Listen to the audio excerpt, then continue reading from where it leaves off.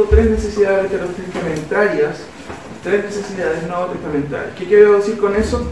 Y con esto me remito a una explicación que dio el pastor Miguel Núñez, que las necesidades del Antiguo Testamento, ¿saben qué son las mismas necesidades que tenemos en el Nuevo Testamento? ¿Cuáles son las tres necesidades que tenemos en el Nuevo Testamento? Sostenimiento de los levitas, cierto, sostenimiento de los pobres y sostenimiento del templo. Pero es muy interesante lo que dice el pastor Miguel, porque son esas mismas necesidades que tenemos en el Nuevo Testamento. ¿Cómo las cubrimos? Sabemos que el diezmo en sí no es una exigencia para la iglesia. ¿Cómo lo hacemos? Bueno, aquí vamos a ver algunos principios, pero también en el Nuevo Testamento vemos que hay una necesidad. ¿Cuál es esa necesidad? El sostenimiento de ¿quiénes? De los ministros de Dios. También vemos en estos versículos, por ejemplo, hay algunos versículos que vamos a tocar ahora, pero en este versículo vemos los ancianos que gobiernan bien, y los ancianos, ¿cierto? Ahí es la palabra presbíteros, y la palabra presbíteros apunta a ¿quiénes? A quienes son pastores.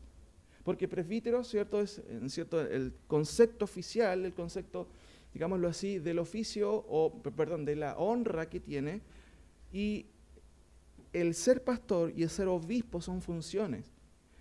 Y el Nuevo Testamento usa la palabra presbítero de manera, ¿cierto?, similar a como usa pastor y obispo. Ese es el equipo, digámoslo así, pastoral que revela la Escritura. Y dice, los ancianos que gobiernan bien sean tenidos por dignos de doble honor, respeto y, como dice el texto ahí, bueno, no dice el texto eso, esa es la explicación, está entre corchetes. Porque la palabra honor en el original es timé, y timé se refiere a honor, ¿cierto? Pero también como segunda acepción a remuneración. Claramente el texto lo dice, mayormente, ¿quiénes? Los que se dedican, o los, ¿cómo dice el texto? Mayormente los que trabajan en predicar y enseñar. Hay una distinción en el Nuevo Testamento de presbíteros. Habían presbíteros que no se dedicaban 100% a esa tarea, pero habían otros que sí lo hacían. Y el énfasis está, ¿cierto?, en suplir mayormente ¿a quiénes? A los que se dedican a este trabajo. Es muy interesante que la palabra trabajan ahí, ¿cierto? Es la palabrita griega copiado. No es de copiar la prueba ni nada, es copiado. Y la palabra copiado es muy interesante porque habla de, no solamente de trabajo, habla de estar extenuado, habla de estar agotado. Entonces, por eso el texto dice mayormente los que se agotan en predicar y enseñar. ¿Qué quiere decir eso? Bueno, quiere decir varias cosas. Que quienes se dedican a eso deben poner todas sus fuerzas en el estudio de la Escritura. Como dice el dicho, deben quemarse las pestañas. ¿Me entiende? Y eso es muy interesante, porque, insisto, la palabra original tiene que ver con eso. El que se cansa haciendo esto, el que se extenúa haciendo esto. Esa es como la idea. El texto tiene mucha riqueza en ese sentido. Pues la Escritura dice, no pondrás bozal al buey que trilla, y digno es el obrero. Creo que no hay más explicación, ¿cierto? Está muy claro eso. Tenemos también otra cosa, la atención de los hermanos pobres y otros. Y el hermano Hans citó un versículo que quiero explicarlo muy sencillamente y muy rápidamente, que es el siguiente. No nos cansemos pues de hacer el bien, porque a su tiempo segaremos, si no desmayamos. Así que, según tengamos oportunidad, hagamos bien a todos. Y otra vez se usa este adverbio. Y mayormente, ¿a quiénes? A los de la familia de la fe. Hermano Han, cierto, ha mencionado el tema del evangelio social, y yo creo que ese tema es bien interesante porque tiene dos maneras de leerse. Social incluye ayudar a otros, pero hay una lectura del evangelio social que no es bíblica y que seguramente en su momento vamos a hablar de eso. Eso nos recuerda una cosa que se surgió en su momento en los 70, que se llamaba la teología de la liberación. Teología de la liberación. Y eso tiene más que ver con marxismo, ¿cierto?, cristianizado. Y hay que tener cuidado con eso, porque de la teología de la liberación ha surgido un montón de énfasis que tienen que ver básicamente con un evangelio social, pero distorsionado en base a una mirada socialista. Y ahí vienen algunos conceptos como evangelio integral. Wow, y hay que tener cuidado con eso, porque eso involucra un concepto que no necesariamente vemos en la Escritura. Por eso que en la Biblia claramente hay un deber de ayudar a los pobres. De eso el Antiguo Testamento lo estipulaba, a los extranjeros, a las viudas. Y de hecho en 2 Timoteo se habla de las viudas, pero es muy interesante que hay incluso requisitos para esas viudas. Entonces el tema es que Jesucristo dijo, a los pobres siempre los tendréis entre vosotros. Entonces hay que entender bien ese orden. Nosotros no somos llamados a ser una institución, digámoslo así, social cristiana.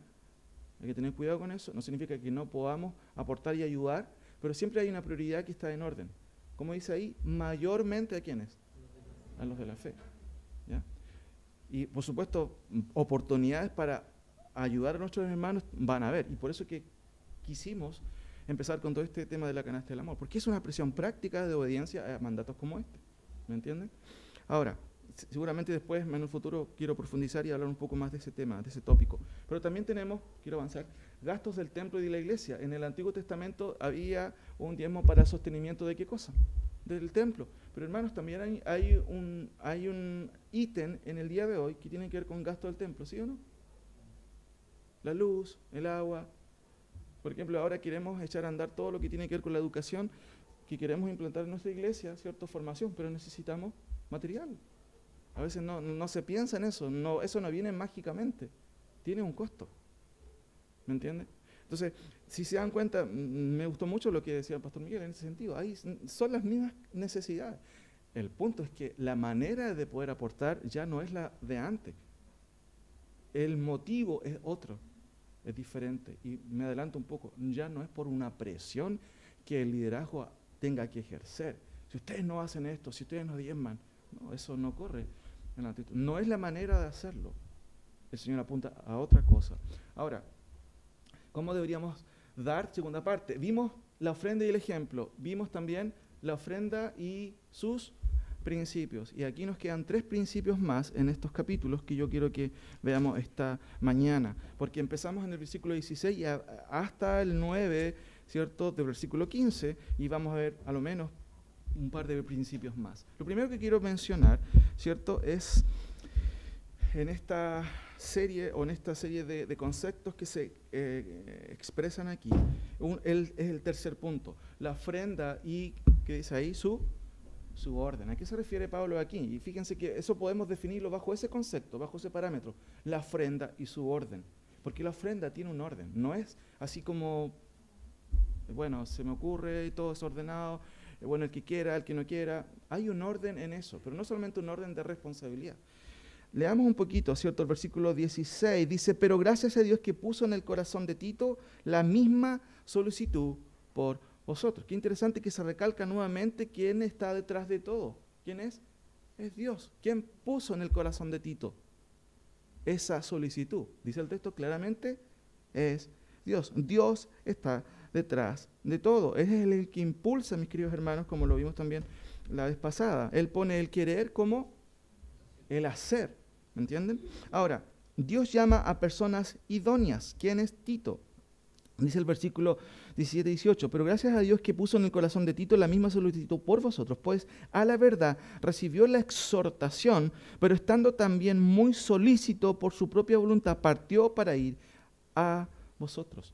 No nos dice mucho acerca de Tito, pero hay 2 cosas que nos dice de Tito, que es su actitud.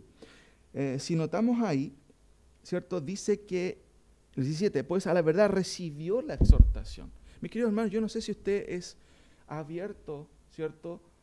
O tiene oídos abiertos para la exhortación. En otras palabras, ¿es usted exhortable? No sé si entienden la idea.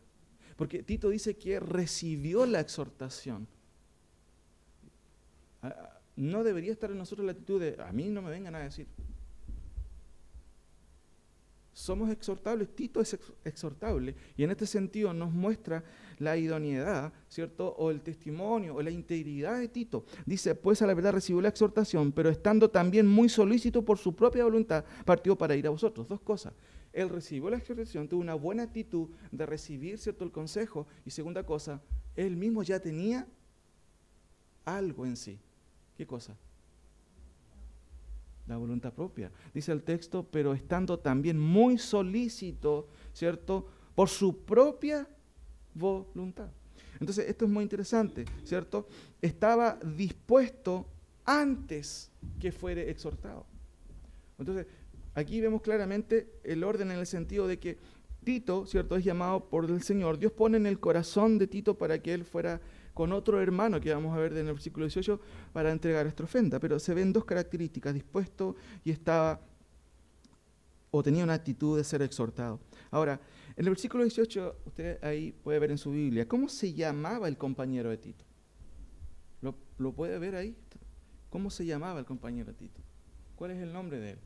Miren, leemos. Y enviamos juntamente con él, con Tito, al hermano cuya alabanza en el Evangelio se oye por todas las iglesias. Y no solo esto, sino que también fue designado por las iglesias como compañero de nuestra peregrinación para llevar este donativo que es administrado por nosotros para la gloria del Señor mismo y para demostrar vuestra buena voluntad, evitando que nadie nos censure en cuanto a esta ofrenda abundante que administramos, procurando hacer las cosas honradamente, no solo delante del Señor, sino también delante de los hombres. Y aquí nuevamente reanuda el versículo, ¿cierto?, refiriéndose a este hermano. Enviamos también con ellos a nuestro hermano, cuya diligencia que hemos comprobado repetidas veces en muchas cosas y ahora mucho más diligente por la mucha confianza que tiene en vosotros. Pregunta, ¿cómo se llama el hermano?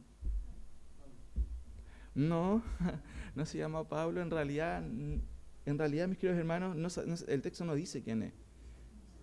No lo dice, pero sí en otro sentido lo dice, porque habla de su testimonio. Ese es el nombre de él. Ustedes lo conocen no porque es creyente, sino por cómo usted se conduce. El testimonio habla por nosotros. Y fíjense cómo este hermano es descrito por el apóstol Pablo. Testimonio, así se llama. Mi testimonio es mi nombre afuera. Y este hermano no era cualquier hermano, por eso es que estamos hablando de la ofrenda y el orden. Dios, al involucrar a personas en el trabajo tan delicado del dinero, no cualquiera, ¿cierto?, tomó lugar. Hay un orden que está como implícito ahí, ¿cierto?, de integridad. Notemos algunas cosas. 18 dice, cuya alabanza en el Evangelio, ¿qué dice tu Biblia? Se oye por todas las redes sociales. No. Se oye por todas partes. No era cualquier hermano, era una persona que tenía buen testimonio. Eso, mis queridos hermanos, debe hablarnos a nosotros. No cualquier persona tiene, ¿cierto?, la prerrogativa de decir, no, yo, no importa cómo ande, quiero tomar participación en esto. No.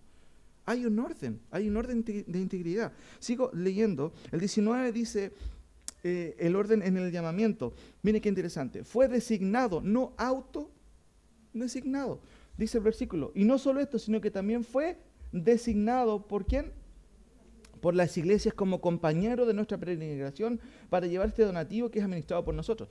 La iglesia, hermanos, reconoce a quienes son sus siervos o a quienes tienen el don para hacerlo.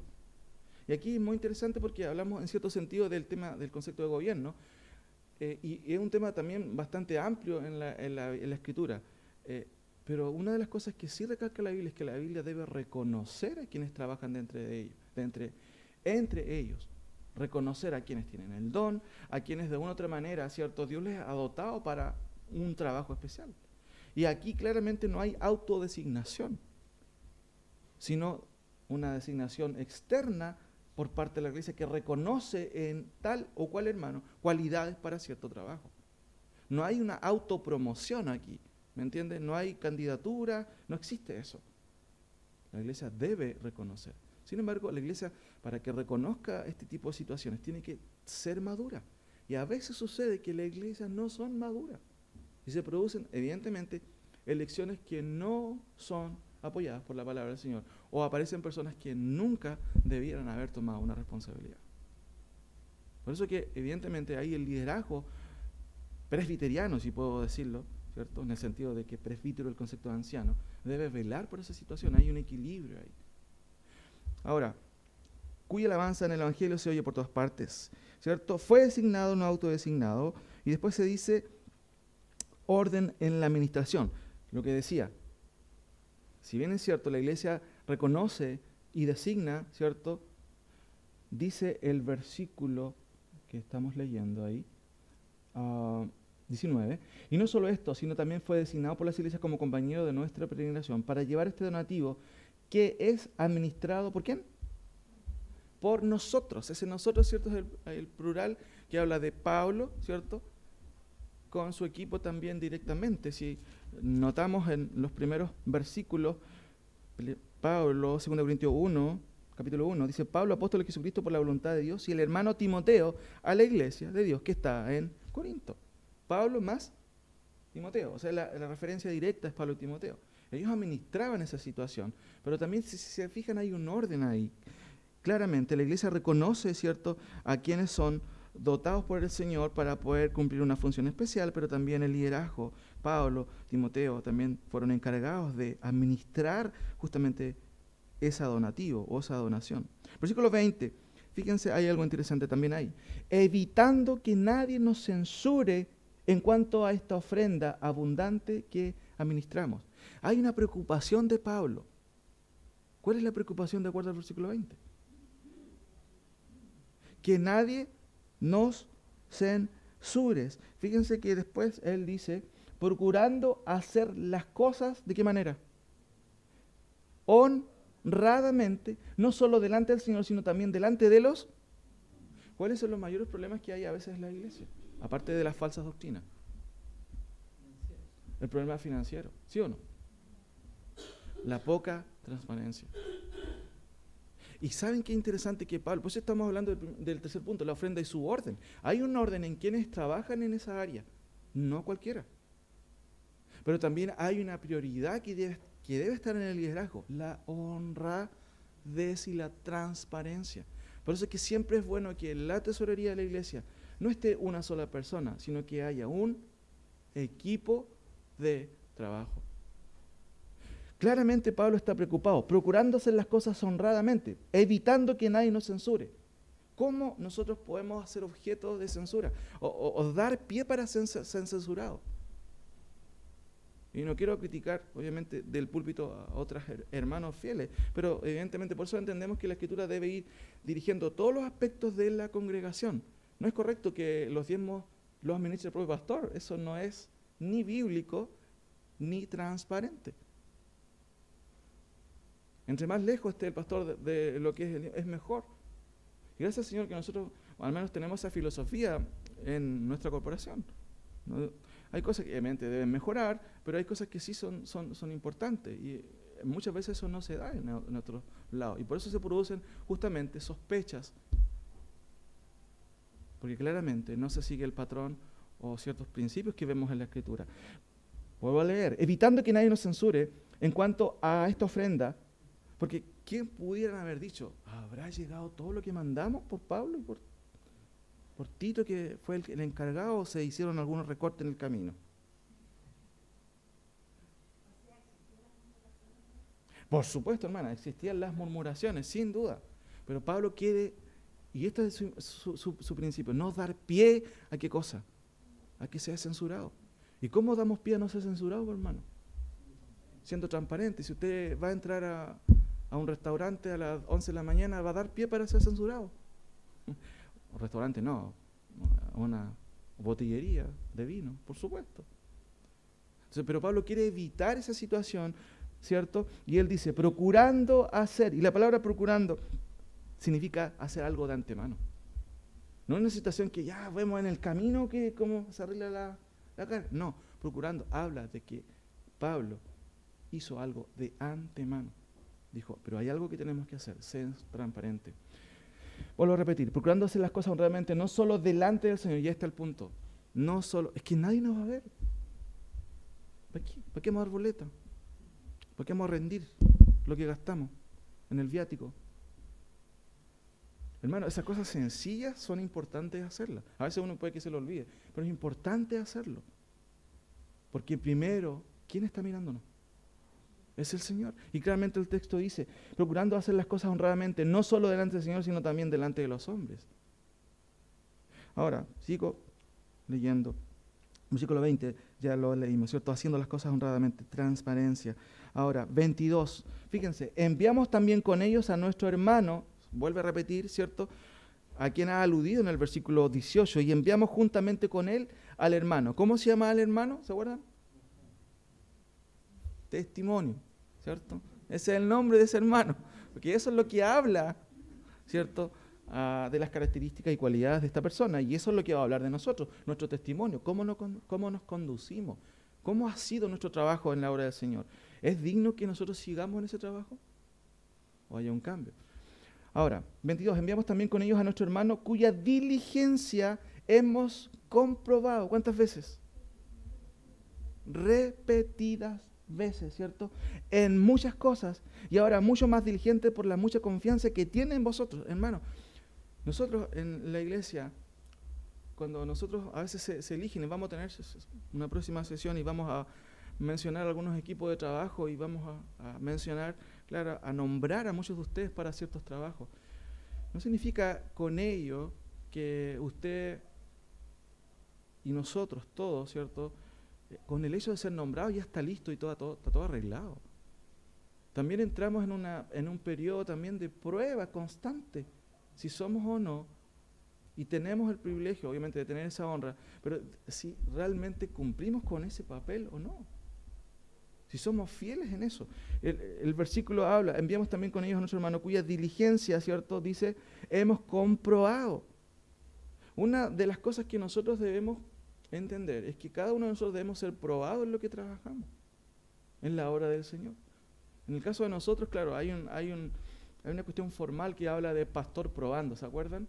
Bueno, los que estuvieron antes, yo estuve en un proceso de prueba. Lo mismo va a suceder con muchos hermanos que obviamente asuman su responsabilidad. Porque es necesario, hermanos, que esas personas sean comprobadas y que Dios vaya trabajando en ellos también. ¿Es mi trabajo? ¿Es lo que tengo que hacer? Bueno, probemos.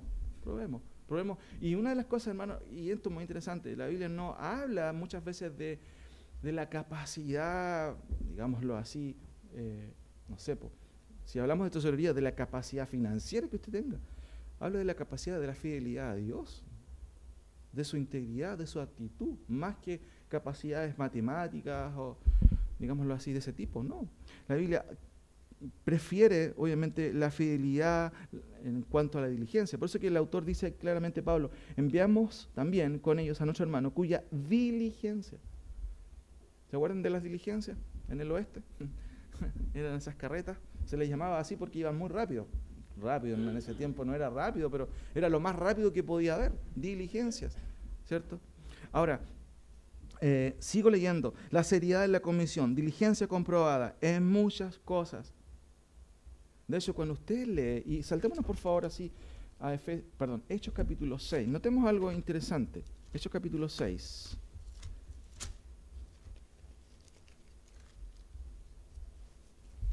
Dice, en aquellos días, como creciera el número de los discípulos, hubo murmuración de los griegos contra los hebreos, de que las viudas de aquellos eran desatendidas en la distribución diaria. Entonces, los 12 convocaron a la multitud de los discípulos y dijeron, no es justo que nosotros dejemos la palabra de Dios para servir. Miren, los 12 no están diciendo que ellos no pueden servir. Están diciendo y están ordenando el trabajo. Nosotros tenemos mucho trabajo con lo que tiene que ver con la exposición de la Escritura. Es importante que haya otro grupo que se dedique al servicio, ¿cierto?, digámoslo así, constante de las mesas. Nosotros sin duda podemos servir. Él nos está diciendo eso. Y aquí surge la necesidad justamente de ¿qué cosa? De este grupo que se llama diáconos. Y el concepto de diáconos literalmente tiene que ver con servicio. ¿Me entienden? Diferente al concepto de presbítero, que es un tema que igual lo vamos a tener que tocar en lo sucesivo para que ustedes comprendan qué significa, cómo es el gobierno que la Biblia menciona en la iglesia. Pero dice, buscad pues hermanos de entre vosotros hermosos de 1,70 m. Dice eso, ¿no? ¿Cómo dice? No dice nada, no tiene nada que ver con eso. Buscad pues hermanos de entre vosotros a 7 varones, primero, buen testimonio. Y eso incluye buen carácter. Segunda cosa, llenos del Espíritu Santo y de... ¡Wow! No se trata de cualquiera. No se trata de cualquiera. Llenos, controlados por el Espíritu Santo. Esa es la idea. El Espíritu Santo no es líquido. ¿Me entienden? Se tiene o no se tiene. De acuerdo a Romanos capítulo 8. Y el que no tiene el Espíritu Santo simplemente no es de Dios. La manera en que yo revelo el Espíritu Santo no es porque hable lenguas, es porque Dios controla mi lengua más bien dicho, y todo mi ser. Entonces, fíjense, lleno del Espíritu Santo y de sabiduría, a quienes encarguemos este trabajo, y nosotros persistiremos en la oración y en el ministerio de la palabra. 5. Agradó la propuesta a toda la multitud, y eligieron a Esteban, varón lleno de fe y del Espíritu Santo, a Felipe, a Prócoro, a Nicanor, a Timón, a Parmenas, a Nicolás, prosélito de Antioquía, a los cuales presentaron ante los apóstoles, quienes orando les impusieron las manos. Y así crecía la palabra del Señor, porque cada uno hacía lo que tenía que hacer. Volvamos un poquito entonces a nuestro pasaje, 2 Corintios capítulo 8, ahí estamos. Ahora, nuevamente Pablo recalca, ¿cierto?, ¿quién es Tito? En cuanto a Tito, versículo 23, es mi compañero y colaborador. O sea, no es cualquier persona, es mi compañero y colaborador. Así que, por lo tanto, recíbalo. Sigo leyendo. Dice, con vosotros, Tito, y en cuanto a nuestros hermanos, son mensajeros de las iglesias y gloria de Cristo. 24, y aquí es algo muy interesante porque Pablo va a poner las cosas en orden. No cualquiera puede tomar este papel. Tiene que haber integridad, tiene que haber transparencia. En eso tenemos que preocuparnos. Y eso tiene que llevar, ¿cierto?, al liderazgo a hacer ciertos cambios. Ahora, sin embargo, esto es recíproco. Porque si Pablo exige que quienes van a llevar esta donación sean íntegros, y deben hacerlo, pero también pide a la iglesia algo. Versículo 24. ¿Qué dice su Biblia? Y habla en términos imperativos, ¿cierto?, y apostólicos. Mostrad, ¿cierto?, pues, para con ellos, ante las iglesias, la prueba de vuestro amor y de nuestro gloriarnos respecto de vosotros. O sea, también hay algo recíproco. O sea, si ellos van a dejar la donación, ustedes tampoco no sean frívolos o, digámoslo así, sin acción, ¿cierto?, de amor para también con ellos. Porque ellos obviamente están haciendo un trabajo de amor. Ustedes también respondan de la misma manera para con ellos. Ahora, todas estas cosas tienen que ver con la ofrenda y su orden. Ya hemos visto 3 cosas, como le dije. La ofrenda y el ejemplo, la ofrenda y sus principios, que vimos en la primera parte, y ahora estamos viendo la ofrenda y su orden. Pero segunda o cuarta cosa, la ofrenda y su responsabilidad, vemos en los siguientes versículos. Podemos encerrar este concepto en ello. Leo, dice, cuanto a la administración para los santos, es por demás que yo os escriba. ¿Qué está diciendo Pablo con esto? Él está diciendo como que, bueno, yo ya les hablé de esto, entonces sería como redundante escribirles. Por eso que dice, por demás está que yo les escriba. ¿En cuanto a qué? En cuanto a la responsabilidad. Voy a leer los versículos para que podamos entenderlo. Pues conozco vuestra buena voluntad, de la cual yo me glorío entre los de Macedonia. Buena voluntad, dice, que Acaya está preparada desde el año pasado y vuestro celo ha estimulado a la mayoría. Pero he enviado a los hermanos para que nuestro gloriarnos de vosotros no sea vano en esta parte, para que, como lo he dicho, estéis preparados. No sea que si viniesen conmigo algunos macedonios y os hallaren desprevenidos, nos avergoncemos nosotros, por no decir vosotros, de esta nuestra confianza. Por tanto, tuve por necesario exhortar a los hermanos que fuesen primero a vosotros y preparasen primero vuestra generosidad antes prometida, para que esté lista como de generosidad y no como de exigencia nuestra. ¿Qué está diciendo el autor? Y aquí Pablo usa muchos eufemismos. Por ejemplo, vuestro celo, estéis preparados, no sea que venga conmigo algunos macedonios y hayamos desprevenidos. ¿A dónde quiere apuntar Pablo? ¿Por qué usa estos eufemismos? Está diciendo, hermano, ustedes prometieron algo, dar a los hermanos pobres de Jerusalén. Dar dinero, dar bienes seguramente. Pero si ustedes se comprometieron, háganlo. Eso es lo que está tratando de decir Pablo. Y en cierto sentido, podemos decir claramente, una ofrenda debe ser de corazón. Esa es más o menos la idea esencial de todo esto. Pero no por ello, mis queridos hermanos, administrada de manera irresponsable. Porque muchas veces nuestro corazón, ese es el punto al que quiere apuntar. Pero mucho de eso relacionado con el corazón no siempre está conectado con la parte pensante. Porque generalmente el corazón apela a las emociones. Y las emociones son de repente explosivas, pero no necesariamente ordenadas. Entonces, puede que haya una reacción emocional de los hermanos. Sí, vamos a ayudarles en todo, sí, los amamos de corazón. Pero a veces es solamente humo. Y necesita ordenarse. Una emoción que surge del corazón de manera correcta va a tener en sí, ¿cierto?, una responsabilidad. No se trata simplemente de una explosión de emocionalidad. Sí, queremos ayudarle. Por eso el texto dice claramente, y Pablo es sabio y por eso usa ciertos eufemismos como ya mencioné. Vuestro celo, estéis preparados, vuestra generosidad. La idea, ¿cierto?, es que tal preparación apuntaba a dar un curso responsable, dicha iniciativa del corazón. Aquí Pablo recalca que el amor nacido de la acción de Dios no debe quedar en la esfera de lo abstracto, debe materializarse. Esa es la idea, ese es el compromiso. Y fíjense, leo de nuevo, pues conozco vuestra buena voluntad, eso está claro, ya lo expresaron, de la cual yo me glorío entre los de Macedonia, que acá ya está preparada desde el año pasado y vuestro celo ha estimulado a la mayoría. Mire qué interesante, el celo cómo afecta a otros a dar. Aquí dice, vuestro celo en esto ha estimulado a la mayoría, pero he enviado a los hermanos para que nuestro gloriarnos de vosotros no sea vano en esta parte, para que, como lo he dicho, estéis preparados. Ahí claramente hay un eufemismo, pero también hay una clara instrucción de Pablo. Estén preparados cuando los hermanos vayan a buscar el donativo. Organícense, estén preparados. Por eso que él después va a decir, no sea que viniesen conmigo algunos macedonios, hallaremos desprevenidos, nos avergoncemos nosotros, por no decir vosotros. Porque claramente si ellos van y los hermanos no tienen preparado nada, va a haber una cierta, no sé, momento difícil ahí, por supuesto. Nos pillaron desprevenidos. ¿Por qué? Porque no ordenaron esa actitud preliminar. Por eso, hermanos, mis queridos, cuando hablamos de ello, de la ofrenda y su responsabilidad, eso tiene que ver con un compromiso que también hacemos nosotros. La idea del Señor no es que nosotros tengamos explosiones esporádicas de dadivosidad, no. Él prefiere que nuestra dádiva sea poco, o sea generosa, sea constante, porque hay necesidades constantes. Responsabilidad implica compromiso. Por ejemplo, en el día de hoy, una cosa tan práctica como el pagar la cuenta de la luz.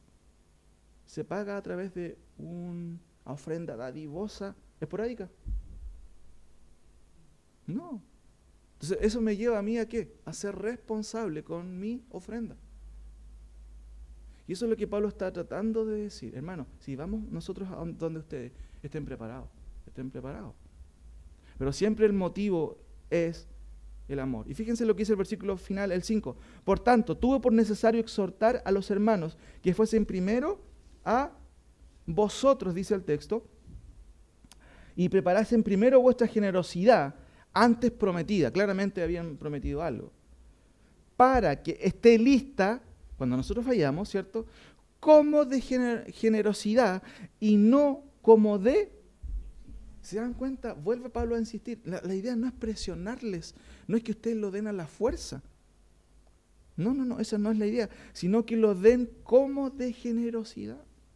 Pablo no quiere llegar a ese punto de decir, hermanos, llegamos un día en la mañana y no es nada, listo. Ya, pues, necesitamos que ustedes se pongan con lo que habían dicho. Eso sonaría muy feo, ¿cierto? No sería muy generoso, muy espiritual. Por eso, hermanos, ofrendar al Señor no significa, entendemos que no es una obligación el concepto del diezmo. La ofrenda claramente se expresa que el canal debe ser el corazón, entendiendo que es necesario hacerlo y que es una gracia de parte de Dios.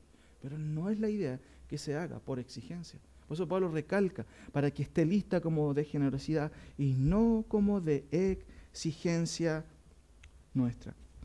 Quinto, la ofrenda y sus promesas. El ofrendar evidentemente trae bendiciones. Pero ¿en qué sentido trae bendiciones? En el sentido de cómo se presenta muchas veces en la teología de la prosperidad. Da esto y Dios te va a dar esto otro. Que tu siembra sea poderosa. Una distorsión total, obviamente, de lo que enseña la Escritura. Leemos, por favor, en los siguientes versículos. Fíjense que ya vamos avanzando. 6 al 11. Pero esto digo, el que siembra escasamente también segará escasamente. Y el que siembra generosamente, generosamente también segará. Cada uno dé como propuso en su corazón, no con tristeza ni por necesidad, porque Dios ama al dador alegre. Fíjense que como es el clímax, es la montaña de todo este pasaje. Es uno de los versículos o dos versículos que apuntan a cuál debe ser el motivo, la razón, digamos, de el dar al Señor. Ahora, ¿cuál es el motor que nos debiera llevar a la ofrenda? Ya lo dije, la respuesta a esta pregunta está ligada a los versículos que estamos viendo. Pablo desea que la ofrenda no sea una exigencia, y esto es clave en el pensamiento, sino una reacción de cabo a rabo, de corazón a la acción. Pero para ello quiere dejar dos principios al respecto, como guías para tal motivación. Vemos entonces el primer versículo. Pero esto digo, el que siembra escasamente, también segará escasamente. Y el que siembra generosamente, generosamente también segará. Algunos comentarios, mis queridos hermanos.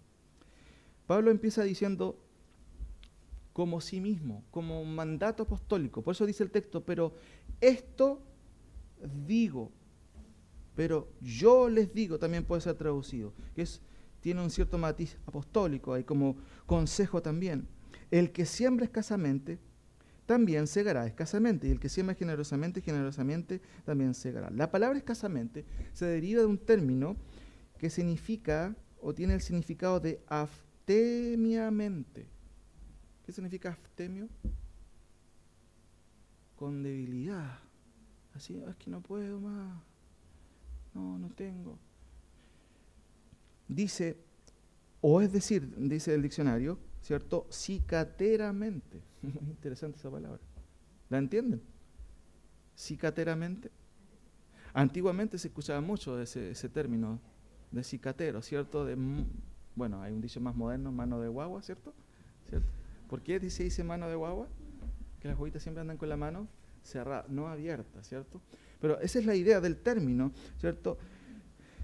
Aftenemente, cicateramente. La segunda parte de este principio pesado en esta oración se lee literalmente: el que siembra con bendiciones, cosechará con bendiciones. Pero el texto es mucho más literal, incluye una figura retórica muy interesante que se llama mesarquía, que se repite una frase al final y después empieza con esa misma frase. Se lee literal: el que siembra con bendiciones segará.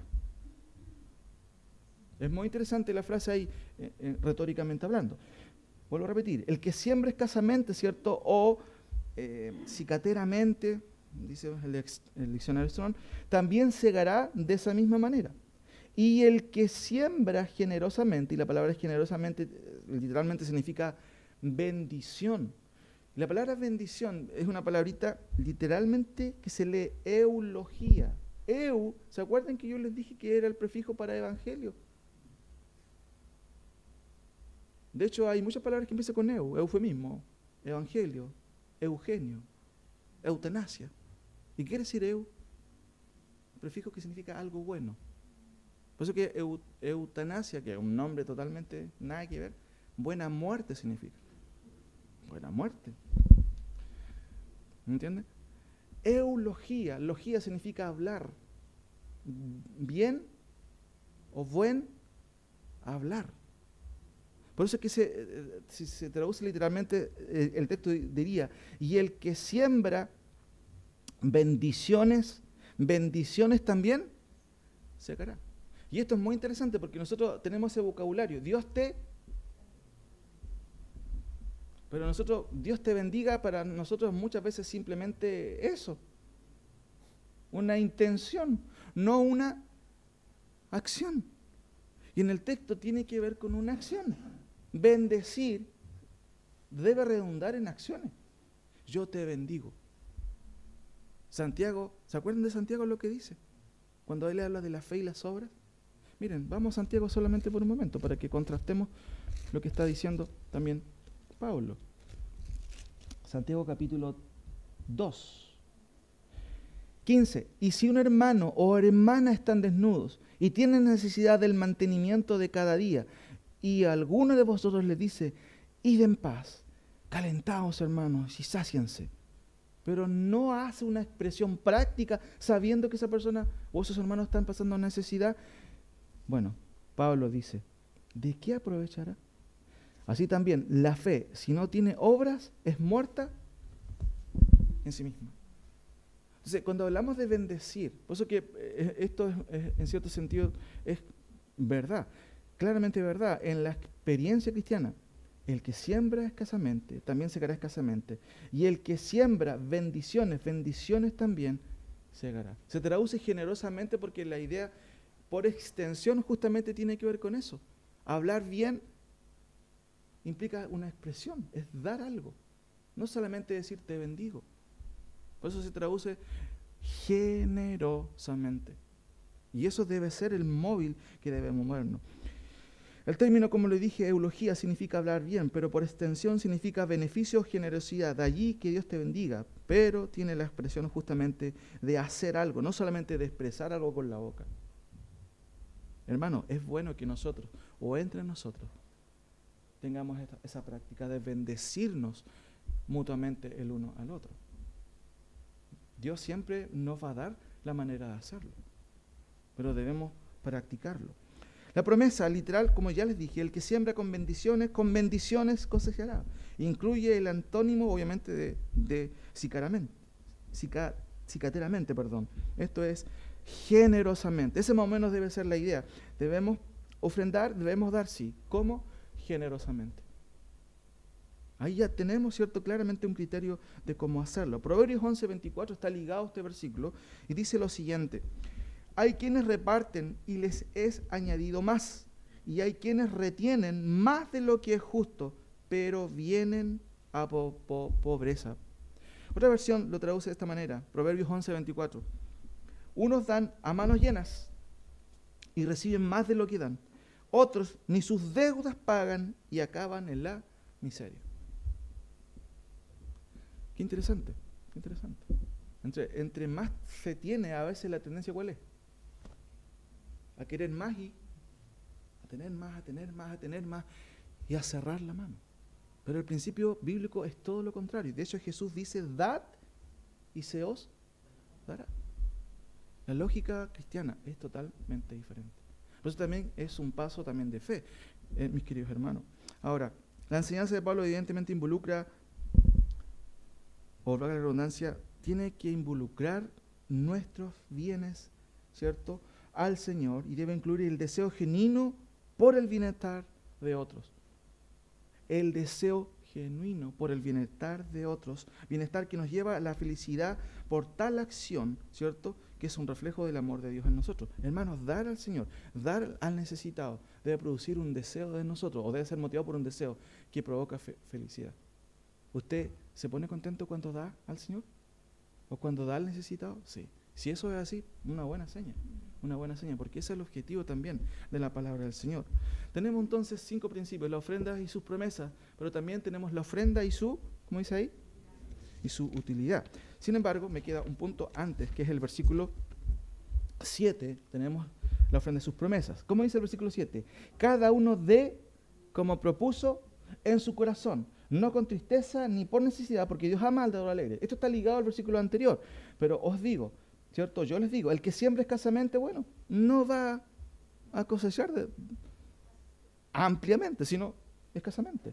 Y el que siembra generosamente, ¿cierto?, bendiciones también segará, y de todo tipo, no solamente implica el aspecto monetario. Cada uno, por tanto, uno podría decir, de cómo propuso en su corazón.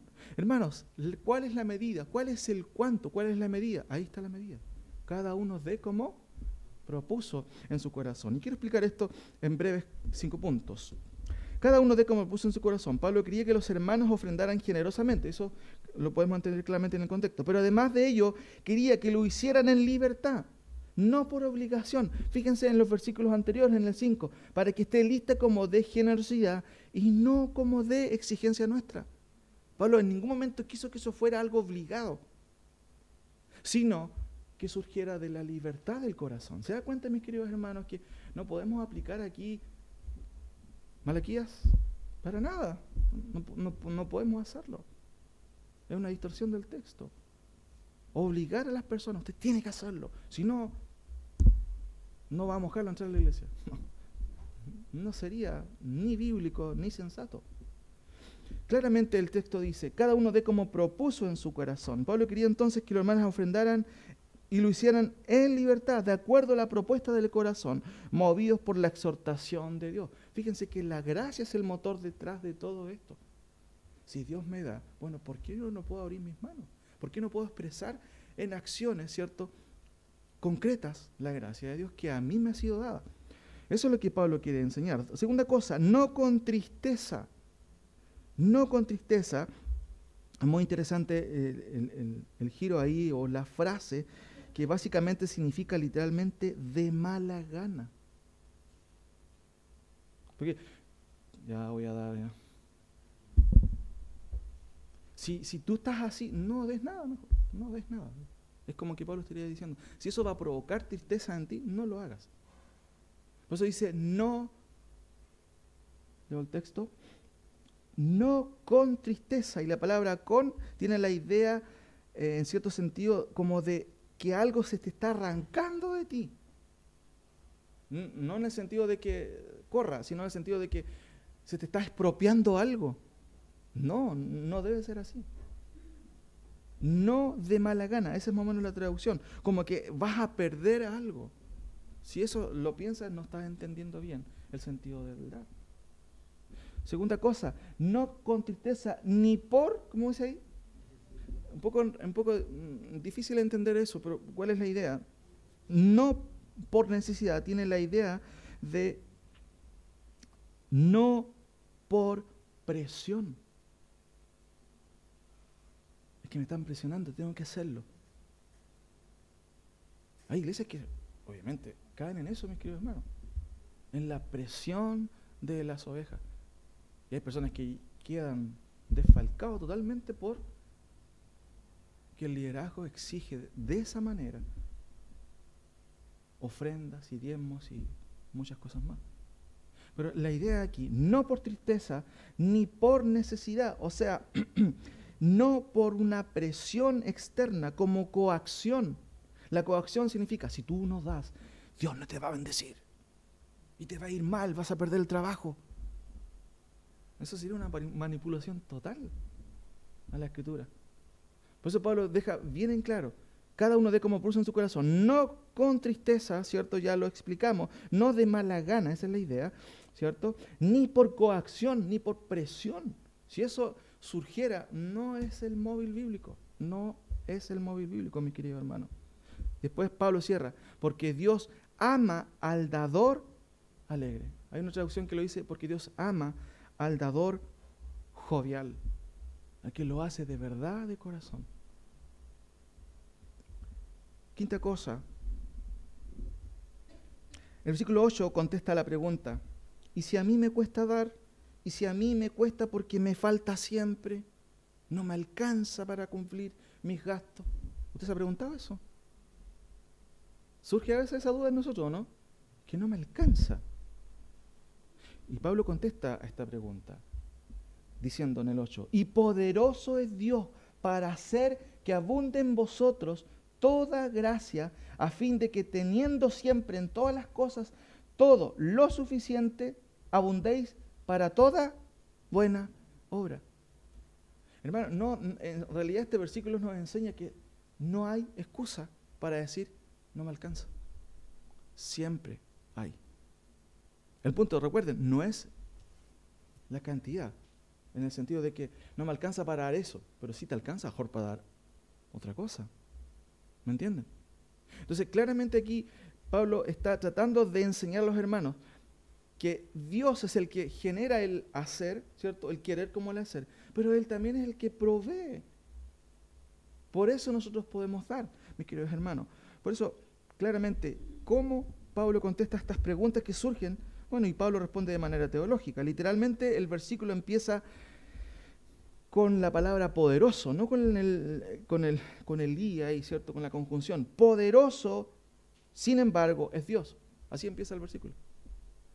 O sea, antepone el poder de Dios en el sentido de que eso es lo que fluye desde el trono para los hijos de Dios, para que no tengan necesidad de decir, es que no me alcanza, es que no tengo. No, hermano, siempre hay. Una caja de fósforo, ¿es útil o no? ¿Cuánto cuesta una caja de fósforo? 200 pesos. Bueno. Sigo leyendo. Poderoso, sin embargo, es Dios. Así empieza el texto. Pero además, ¿cierto? La provisión es recalcada por la manera en que Pablo lo dice. Mírenlo como dice el texto. Y poderoso es Dios para hacer que abunde en vosotros toda gracia, a fin de que teniendo siempre en todas las cosas todo lo suficiente, abundéis para toda buena obra. ¿Qué palabra se repite 4 veces en el texto? ¿Lo alcanzan a ver? Justamente toda. Es una figura retórica que se llama epanalepsis, una especie de epanalepsis que tiene la idea de repetir una palabra, no por casualidad. Está en el texto para enfatizar algo. De hecho, literalmente el texto se lee, para que en todo siempre, toda suficiente, teniendo abundéis para toda buena obra. Un poco enredado, ¿se da cuenta? Pero se recalca ese concepto de todo, constantemente. No es casual que Pablo lo exprese de esa manera. Para que en todo, siempre, toda suficiente, teniendo abundéis para toda buena obra. La última frase, buena obra, literalmente es acción, ¿cierto? Buena. Ergón es la palabra griega, y ahí viene la palabra energía. Por eso que buena obra, cuando dice buena obra, obra en sí es acción. Es una acción, no es algo estático, es algo que es dinámico, que se produce. Se traduce aquí claramente como buena obra.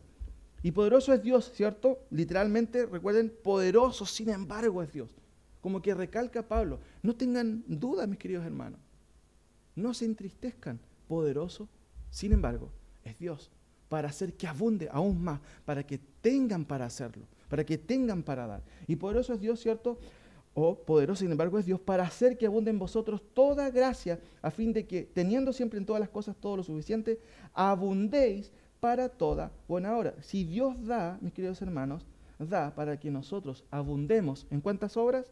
Dice el texto, en toda buena obra. Como está escrito, repartió, dio a los pobres, su justicia permanece para siempre. En otras palabras, la idea es, el que reparte tiene más. Un poco ilógico, ¿no? Pero bíblicamente tiene su lógica. El que reparte, ¿cierto?, tiene más. Ahora, poderoso para qué es Dios. Y aquí notamos algunas cosas también importantes. En el versículo 8, poderoso Dios, ¿cierto?, para hacer que abunde en vosotros toda gracia, para proveer a sus hijos lo suficiente y para que sus hijos tengan para dar. Esa es la idea de que Dios es poderoso y por eso Pablo lo pone al tiro. Poderoso, sin embargo, es Dios, para que te dé Dios y para que tú puedas dar. Esa es la idea. Ahora, los versículos 9 y 10, vamos ya concluyendo. Dice, y el que da semilla al que siembra y pan al que come, proveerá y multiplicará vuestra sementera y aumentará los frutos de vuestra justicia, para que estéis enriquecidos en todo para toda liberalidad, la cual produce por medio de nosotros acción de gracias a Dios. ¿Cuál es la idea de estos versículos, mis queridos hermanos? Pablo retoma el poder de Dios, ¿cierto?, que acciona en los creyentes, y notemos algunas cosas que se dicen en cuanto a este móvil. El 10 dice, y el que da semilla. Hermanos, ¿quién da la semilla? Dios. El que da semilla, ¿cierto?, al que siembra y pan al que come. ¿Quién da ese pan? Dios. Fíjense que Dios es el motor de todo el accionar. 8.1 dice, la gracia de Dios movió a las iglesias de Macedonia. Claramente eso lo dice el versículo 1. En el 8.2 dice que la gracia dio la convicción aún bajo pobreza. Porque el versículo 2 dice que en gran prueba de tribulación, la abundancia de su gozo y su profunda pobreza abundaron en riqueza de su generosidad. ¿Cómo es posible que estos hermanos, siendo pobres, dieron en abundancia? Bueno, es porque la gracia de Dios estamos moviéndolos a ellos. 8.3, la gracia de Dios los hizo actuar en la debilidad. 8.4, la gracia de Dios motivó a ellos para querer dar. 8.16, la gracia de Dios movió a Tito. 9.8, la gracia de Dios mueve a los hijos de Dios. De acuerdo al versículo 10, mis queridos hermanos, entonces, ¿quién da la semilla y el pan? Claramente es el Señor. Sigue haciéndolo Él, sigue haciendo una obra. Pero, ¿Qué más produce? Fíjense, si hacemos un resumen en estos últimos versículos, Él da la semilla, Él da el pan, Él provee, pero Él también multiplica la sementera. ¿Cuál es la idea de esta palabra sementera? Tiene la idea de los recursos, lo que se posee, lo que se ha cosechado. Dios es el que provee aquello. Otra cosa, multiplica o aumenta los frutos de justicia. Fíjense cómo dice el versículo 11, para que estéis enriquecidos en todo, 10, y el que da semilla al que siembra y pan al que come, proveerá y multiplicará vuestra sementera y aumentará los frutos de ¿qué cosa? Hermanos, el dar al Señor también tiene que ver con aspectos espirituales, no comerciales. No tenemos que verlo de esa manera. Si bien es cierto, hay cosas que son bienes materiales, ¿cierto? Como el dinero o como una canasta de amor, pero esos son frutos también espirituales. Porque el fruto espiritual, en cierto sentido, justamente es la expresión de lo práctico, no de la teoría en sí. Todos nosotros sabemos que Dios es un Dios bueno con nosotros y Él nos da todo lo que tenemos. Pero es la expresión práctica lo que revela nuestra espiritualidad también, mis queridos hermanos. Ahora, por eso dice aspectos espirituales, ¿cierto? Dar es fruto espiritual, no simplemente un tema comercial. No hay que mirarlo desde ese punto de vista. Ahora, el versículo 11 dice, para que estéis enriquecidos en todos. Ahora, hay una traducción un poco mejor, porque la idea no tiene que ver con que usted va a ser rico, o que va a tener sus despensas siempre llenas. ¿Es así en la vida práctica? No siempre es así, ¿cierto? El texto, una lectura un poco más literal, dice, para que tengáis abundancia para toda buena dádiva. Eso es diferente. Eso es diferente. Para que tengáis abundancia para toda buena obra. Versículo 11, para que tengáis abundancia para toda buena obra, la cual, ¿cierto? La buena obra produce por medio de nosotros acción de gracias a Dios. O sea, la buena obra justamente es, en cierto sentido, la evidencia de la gracia moviéndose en mi corazón. Ahora, finalmente, terminamos con este último punto, la ofrenda y su utilidad. ¿Para qué sirve la ofrenda? ¿Para qué? Y Pablo menciona dos palabras en el versículo 12 al 15 que se mencionan, valga la redundancia, 2 veces. Las utilidades de las ofrendas concluyen en la ministración del pueblo de Dios, de la obra de Dios. Este es el último argumento de Pablo. Y esta palabra es la que se repite 2 veces. Fíjense, versículo 12. Porque la ministración de este, ¿qué cosa? Servicio no solamente suple lo que a los santos falta, sino que también abunda en muchas acciones de gracias a Dios, pues por la experiencia de esta administración glorifican a Dios por la obediencia que profesáis al Evangelio de Cristo y por la liberalidad de vuestra contribución para ellos y para todos. Asimismo, en la oración de ellos por vosotros, a quienes aman a causa de la superabundancia gracia de Dios, abundante gracia de Dios en vosotros. Ahora, notemos 2 cosas. La administración suple, hermanos, lo que falta. La palabra administración viene justamente de la palabra diaconía. Y diaconía tiene que ver con un acto de traer presentes en el contexto de aquí, en estos versículos. Recuerde que diaconía está relacionado con ser diácono, con ser agente de servicio. Y la palabra que usa Pablo dice ministración, porque el servicio, o sea, la administración de este servicio o de esta diaconía, no solamente suple lo que a los santos falta. Y si hacemos un resumen, al menos yo puedo ver 6 cosas. La administración suple lo que falta, versículo 12. La administración promueve la gracia de Dios. 3, la administración acrecienta la verdadera adoración, porque adoración, hermanos, es dar, es entregar también. Está relacionado con eso. 4, la administración alienta la fe de otros por la obediencia al Evangelio. 5, la administración acrecienta o subraya la teoría de la teología. La verdadera teoría de la teología, no se queda en teoría, se queda en la expresión. Acciones correctas son el fruto, mis queridos hermanos, de la doctrina correcta. No puede haber una, digámoslo así, conducta correcta, ¿cierto? Si no tengo una teoría correcta, pero una teoría correcta que se queda simplemente de manos cruzadas, es una teoría muerta. Santiago lo va a decir y lo vimos así a vuelo de pájaro. Y sexto, ¿cierto? La administración genera redes espirituales necesarias. Fíjense el versículo 14. Asimismo, en la oración de ellos por vosotros, a quienes aman a causa de la superabundante gracia de Dios en vosotros. La oración se menciona como otro efecto de esta administración. O sea, la administración, la cuestión práctica, redundó en cuestiones prácticas. ¿Cuál es la conclusión de todo esto? Pablo, ¿saben cómo termina todo este capítulo? Versículo 15. Gracias a Dios. ¿Por qué cosa? Hermanos, Pablo termina todo este capítulo con una clímax. ¿Saben? Cristológico. ¿Cuál es el don inefable? Cristo. Fíjense el sello que usa Pablo.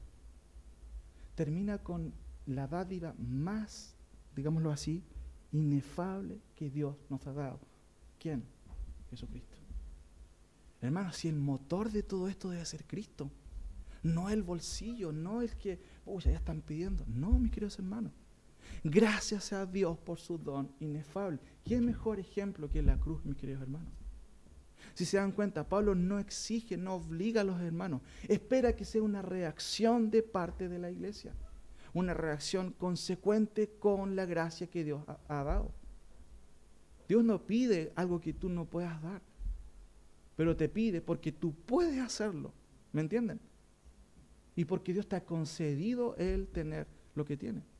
Termino entonces, mis queridos hermanos, que a mí me parece muy, muy interesante. Gracias a Dios por su don inefable. Esto está implícito, no está en el texto, pero el don inefable obviamente es Cristo. Repasamos algunas cosas. Vimos algunas enseñanzas generales, ¿cierto? Todo pertenece a Dios, nada nos pertenece a nosotros. Somos simples administradores de lo que Él nos ha conseguido tener. El problema muchas veces es que no somos buenos, simplemente administradores, nada más. Dios nos ayuda a ser buenos administradores. Segunda cosa que estuvimos viendo, los israelitas sabían que la riqueza solo provenía de Dios y Él las daba de acuerdo a su voluntad. Por eso el versículo 16 del capítulo 8 de Deuteronomio claramente dice: en el desierto te alimentó con el maná que tus padres no habían conocido, pero para humillarte y probarte. La necesidad no es algo, digamos, no es una maldición de parte de Dios. También muchas veces Dios nos prueba en esas áreas, como nos prueba en todos los aspectos de la vida. Y claramente el texto lo dice, para probarte y para finalmente hacerte bien. No sé qué digas en tu corazón: mi poder y la fuerza de mi mano me han producido esta riqueza. Más acuérdate del Señor tu Dios, porque Él es el que te da el poder para hacer riquezas, a fin de confirmar su pacto, el cual juró a tus padres como en este día. Este principio, hermano, debe estar también en nosotros. Ojalá nunca esté en nosotros. No, por mi fuerza yo tengo esto.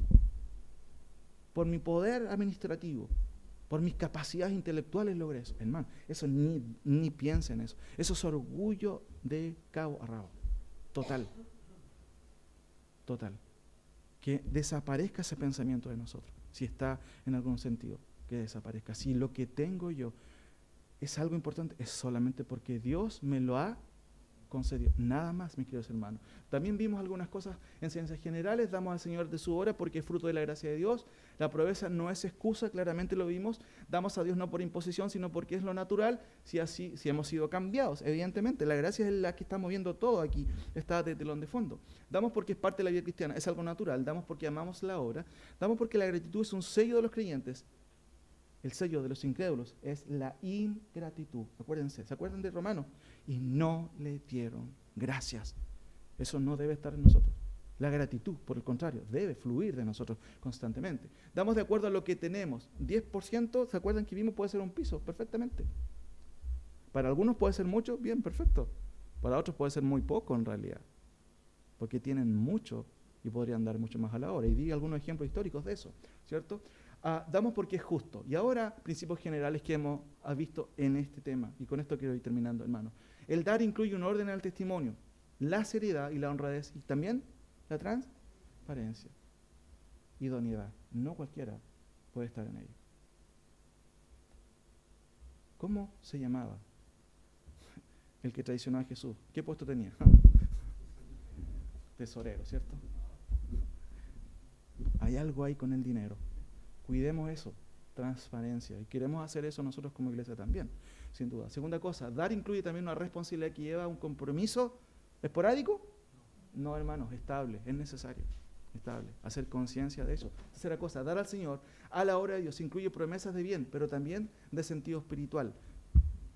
Si cosechas o si das así apretadamente, bueno, no vas a cosechar. Y no quiero llevar eso al extremo de la prosperidad, no tiene nada que ver con eso. Pero claramente Dios, dice el versículo, ama ¿a quién? Al dador. Y si ama al dador alegre, ¿no cree que Dios le va a proveer? Por supuesto, porque la expresión del amor de parte de Dios no es quedarse con manos cruzadas. La cruz claramente es el ejemplo máximo y es el don inefable con el cual Pablo termina todo este capítulo. Gracias a Dios por su don inefable. Claramente nos está llevando a expresiones prácticas. Cuarto, dar al Señor debe ser motivado por la proposición de nuestro corazón, no por la presión o coacción del liderazgo, mis queridos hermanos. Y en eso nosotros como liderazgo debemos cuidarnos mucho. No. Queremos, mis queridos hermanos, que su corazón sea el motivo por el cual usted da. Un corazón motivado por la gracia de Dios, por la palabra del Señor. Y finalmente, dar al Señor es ministrar a otros. Y ministrar, servir a otros, es la esencia del cristianismo práctico, la evidencia final del fruto de la gracia en nosotros por acción de Dios. Dicho de otra manera, ¿Dios está obrando en mí? ¿Dios está trabajando en mi corazón? Bueno, una de las maneras en que yo voy a ver eso es si yo soy dadivoso para con la obra de Dios. Claramente aquí hemos visto, hermanos, que la gracia es el telón de fondo que sustenta todos los principios y enseñanzas que Pablo nos da. Si Dios está trabajando en nosotros, Él va a producir, ¿qué cosa? Y Filipenses los dice, el querer como el hacer. Termino con este versículo maravilloso. Gracias a Dios por su don inefable. Hermanos, Cristo debe ser el motivo esencial y final de nuestra acción de gracia.